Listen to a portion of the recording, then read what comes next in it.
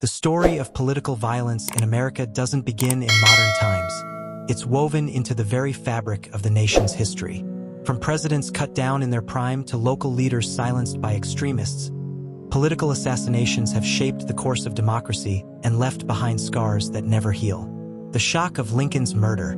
The assassination of President Abraham Lincoln in 1865 was America's first taste of how one bullet could change the trajectory of the nation. Shot by John Wilkes Booth, a Confederate sympathizer, Lincoln's death just days after the Civil War ended threw the country into turmoil. It was more than a murder. It was a message that even the highest office in the land wasn't untouchable. Lincoln's assassination set the stage for a dark reality. Political leaders could become targets, and their deaths could plunge the nation into uncertainty. The pattern emerges. Fast forward to the 20th century, and the list of assassinated leaders grew longer.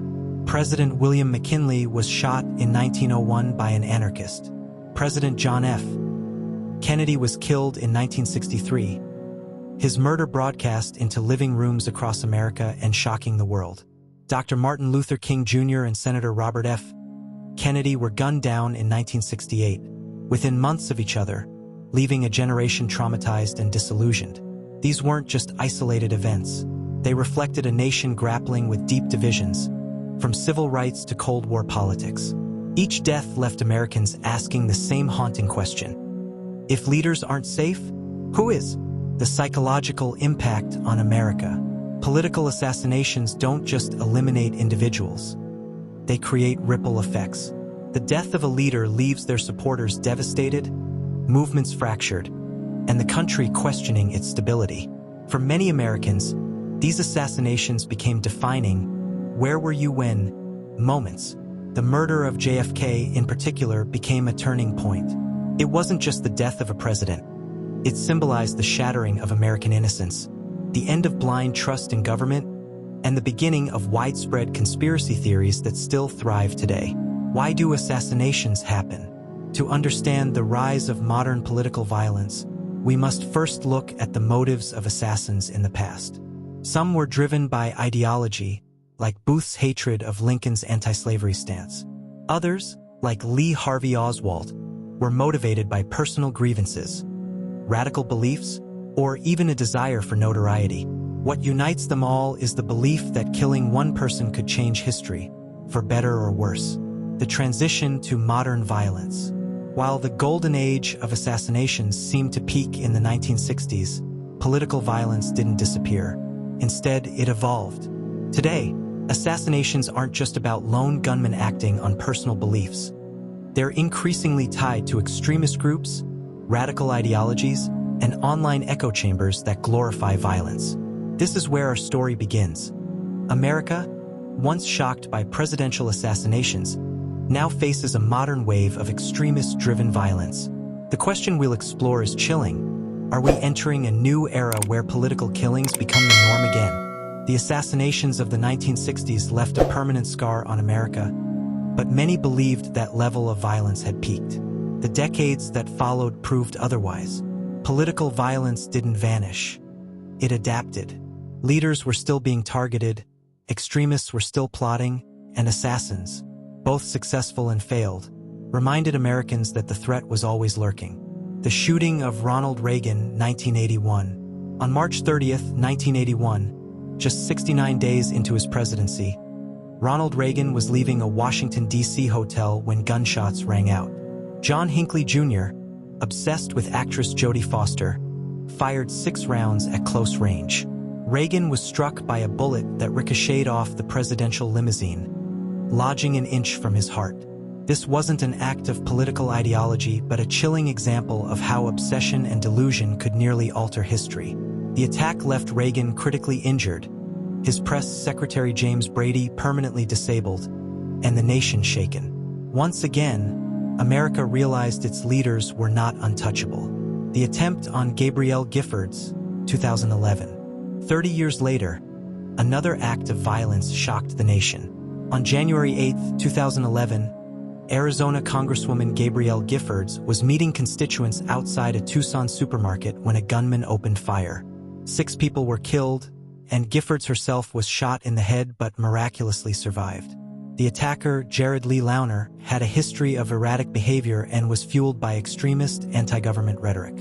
The event highlighted how political polarization, conspiracy theories, and mental instability can collide with deadly consequences. The attack on Steve Scalise, 2017. In June 2017, House Majority Whip Steve Scalise was practicing for a charity baseball game in Alexandria, Virginia, when he was shot by James Hodgkinson, a man with strong anti-Republican views. Hodgkinson fired more than 70 rounds before being killed by police. Scalise nearly died and required multiple surgeries to recover. Unlike Hinckley's obsession or Launer's instability, Hodgkinson's attack was explicitly political.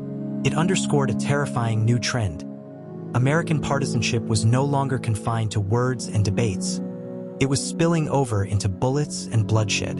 The rise of extremist-driven violence. These modern examples reveal a disturbing shift.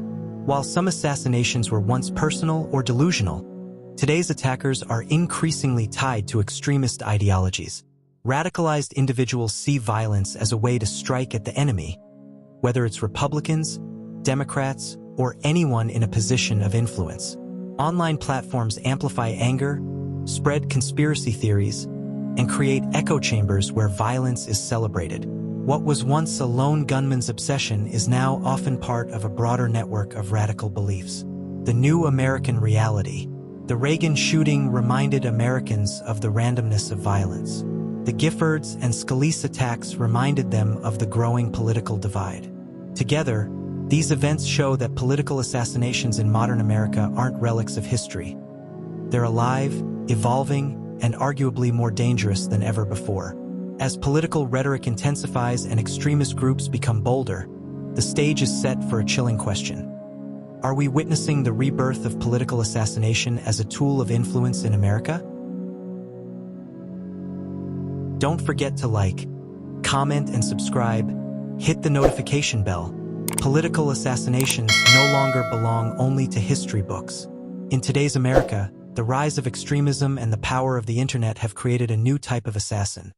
Not just a lone figure lost in delusion, but someone radicalized, emboldened, and often celebrated within online echo chambers.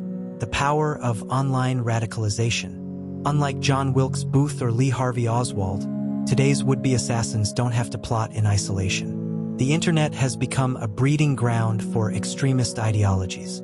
Social media platforms, encrypted chat groups, and fringe websites create environments where violent rhetoric thrives. Conspiracy theories like Pizzagate, QAnon, and narratives of stolen elections have pushed individuals from angry citizens to dangerous actors. What starts as a late-night rabbit hole on YouTube or Reddit can spiral into violent conviction. The belief that killing a leader is not just justified but necessary. Echo chambers and the illusion of community. One of the most dangerous aspects of online radicalization is the illusion of belonging. Individuals who feel powerless or ignored in real life suddenly find communities that validate their anger. Inside these echo chambers, violence isn't discouraged, it's glorified. Every assassination attempt becomes fuel. Attackers are labeled martyrs or heroes by some corners of the internet. The message is clear. If you take violent action, you won't be alone. You'll be remembered. From online hate to real-world violence, the leap from screen to street is shorter than most realize. We've seen it in multiple extremist-driven attacks. The Pittsburgh synagogue shooting, 2018, the attacker posted anti-Semitic rants online before killing 11 worshippers. The January 6th Capitol attack, 2021, online rhetoric about a stolen election exploded into real-world violence, leaving deaths and destruction in its wake. Threats against local officials. From school boards to governors, many leaders now face daily death threats, often sparked by online misinformation campaigns. While not all these events resulted in assassinations, they highlight the same pipeline. Digital radicalization, extremist belief, violent action. The role of political rhetoric. It's impossible to ignore how heated political language feeds the cycle. When leaders label opponents as enemies of the people or traitors, extremists interpret those words literally. Political debates that should remain in the arena of ideas spill over into bloodshed because someone believes they're fighting a war. Assassins thrive on this environment of division. The more polarized America becomes, the easier it is for extremists to justify deadly action. Why extremists target leaders? Assassination is the ultimate symbolic act. Killing a leader isn't just about eliminating a person. It's about silencing a movement, sending a message, or becoming part of history. For extremists radicalized online, targeting a political figure transforms them from anonymous keyboard warriors into names that will echo in headlines. The dangerous future ahead. As technology advances, radicalization is only accelerating. Algorithms push users deeper into extreme content. Virtual communities reinforce violent beliefs. Lone wolves are no longer truly alone. They're connected, validated, and emboldened. The unsettling truth is this: America is not only facing isolated assassins. It's facing a generation radicalized by misinformation, united by extremism, and willing to turn politics into a battlefield. And that brings us to a pressing question. If this digital age is breeding assassins, how can America ever hope to stop the next attack before it happens? Every time a political assassination or attempt happens, one question haunts America. Could it have been prevented? The grim truth is that while law enforcement agencies work tirelessly to protect public figures, the evolving nature of extremism makes prevention an uphill battle. The role of the Secret Service. The U.S. Secret Service was originally created in 1865 to combat counterfeiting, but after the assassination of President William McKinley in 1901, its role expanded to protecting presidents and top officials. The agency has foiled countless plots over the decades, often intercepting threats before they reach the public eye. Yet, as history shows, even the most heavily guarded leaders can still fall victim to determined attackers. JFK's assassination in 1963 revealed painful lapses in planning and security. Reagan's near-death in 1981 proved that even with bodyguards and surveillance, a single man with a gun could still get close enough to change history. The challenge of lone wolves. One of the biggest obstacles for law enforcement is identifying lone wolf attackers. These individuals often operate without formal ties to extremist organizations, making them harder to track. Unlike organized terror groups, lone wolves leave fewer digital footprints, often acting on personal timelines and unpredictable triggers. This makes it nearly impossible for agencies to detect every potential threat. For example, Jared Lee Loughner, who attacked Gabrielle Giffords in 2011, had a history of disturbing behavior. Yet he slipped through the cracks because his actions didn't raise alarms high enough until it was too late. Failures of intelligence. The U.S. intelligence community often faces criticism after high-profile attacks. Why weren't warning signs taken seriously? Why weren't threats monitored more aggressively? The truth lies in the sheer volume of threats. Public officials receive thousands of violent messages every year. Sorting out which ones are genuine is a monumental task. Many threats are empty, but when one isn't, the consequences can be catastrophic. A chilling example is the January 6th Capitol riot in 2021. Law enforcement had received intelligence about potential violence, yet preparations fell short. The breach of America's seat of democracy wasn't just a protest gone wrong. It was proof of how fragile security could be when extremist anger turns into mob action. The strain on democracy. Protecting political leaders is more than just a safety issue. It's about protecting democracy itself. When leaders are targeted, the stability of the nation is shaken. Each assassination attempt sends a message. No one is safe, not even those chosen by the people. This creates a ripple effect. Some officials have resigned or stepped back from public service after repeated threats. Others live under constant protection, isolated from the people they're supposed to represent. In a way, the threat of violence has already succeeded in weakening the democratic process. The question of prevention. Law enforcement agencies can increase security, monitor online activity, and respond faster to threats. But the core issue is harder to solve. The radicalization that fuels the desire to kill. You can guard a politician against a shooter, but how do you stop the next extremist from being radicalized online? How do you monitor millions of angry voices without trampling civil liberties? A dangerous precipice. America stands at a dangerous precipice.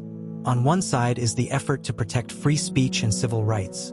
On the other is the need to prevent violent extremism from crossing the line into assassination. History shows us what happens when protections fail.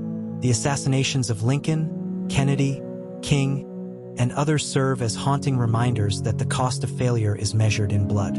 And now, with political polarization at historic levels and extremist movements gaining momentum, the question grows darker. Is the next major political assassination in America not a matter of if, but when? Political assassinations are not just about the moment of violence. They are about the message that violence sends, the wounds it leaves, and the path it carves for the future.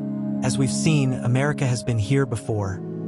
Presidents gunned down, leaders silenced, extremists emboldened. But today, the stakes feel higher than ever. The ripple effect of assassinations. Every political assassination changes the course of history. Lincoln's death altered Reconstruction. JFK's assassination shifted the Cold War balance and left unanswered questions that still fuel conspiracy theories. The murders of Martin Luther King Jr. and Robert F. Kennedy left social justice and civil rights movements fractured, forcing others to pick up their mantles under fear of violence. The impact is never confined to one victim. It spreads like a shockwave, destabilizing governments, demoralizing movements, and deepening national divides. The cost of fear. Perhaps the greatest power of political violence is not the killing itself, but the fear it generates. When leaders fear assassination, they retreat behind security. When citizens see their representatives as vulnerable targets, they lose faith in democracy's strength. A government that rules under constant threat of violence cannot function as a healthy democracy. Instead, it becomes reactive, defensive, and fragile. Lessons from history. History offers lessons, but also warnings. Countries that allow political violence to fester often see democracy weaken or collapse entirely. When assassinations become normalized, when leaders are constantly targeted, the will of the people is undermined. America's challenge today is to prevent history from repeating itself. The question is not just about stopping the next lone gunman. It's about dismantling the systems that breed extremism, division, and hate. The digital battlefield ahead. The internet has ensured that the war for democracy is no longer fought only in the streets or ballot boxes. It's fought online, where words radicalize, echo chambers recruit, and extremist ideologies spread faster than law enforcement can track them. Stopping the next assassin means more than guarding politicians. It means cutting off the pipelines of hate, misinformation, and radicalization before they turn deadly. That requires more than government action. It requires communities, families, and individuals recognizing the danger and standing against it. Hope or darkness. So, can democracy survive the bullet?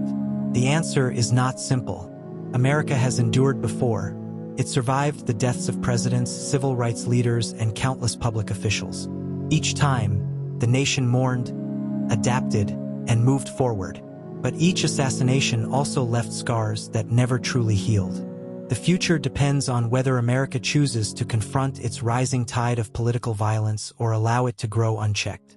If history tells us anything, it's that silence and inaction only make the next tragedy more likely. A warning and a call. Political assassinations are not just attacks on individuals, they are attacks on democracy itself. If the nation cannot stop the cycle of radicalization and violence, it risks a future where bullets replace ballots and fear replaces freedom. The story of America's assassinations is not finished. The question is, will the next chapter be written in peace or in blood?